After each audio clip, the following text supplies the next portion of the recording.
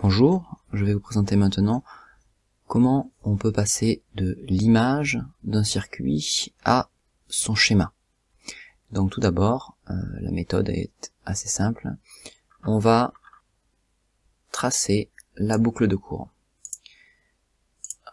Donc tracer une boucle de courant, ça a toujours la forme d'un rectangle, donc on prend sa règle.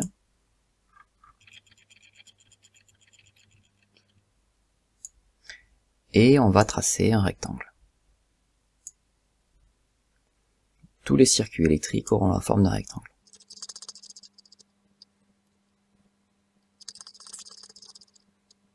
Comme vous le voyez, le rectangle n'a pas besoin d'être parfait, hein. Les angles ne sont pas forcément droits, hein. Et on obtient un rectangle qui n'est pas parfait, donc on peut, pour être un peu plus rigoureux, un peu plus propre, voilà, gommer certaines parties du rectangle. Donc là, on a la boucle de courant qui assure le fonctionnement correct du circuit. Deuxième étape, eh bien, je repère chacun des dipôles qui sont sur ce circuit-là.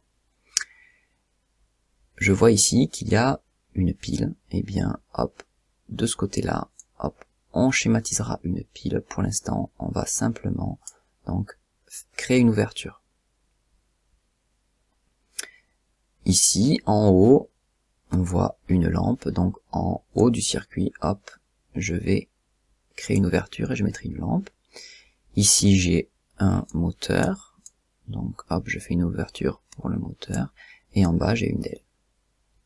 Une fois qu'on a créé les ouvertures, il suffit de remplacer l'image du dipôle par son symbole.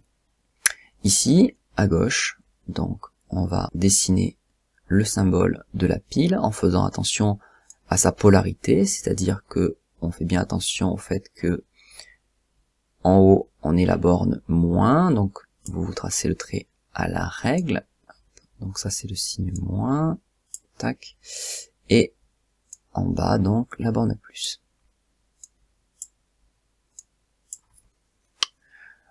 Donc en haut ici on a la lampe, donc on peut dessiner à main levée une lampe. À droite le moteur,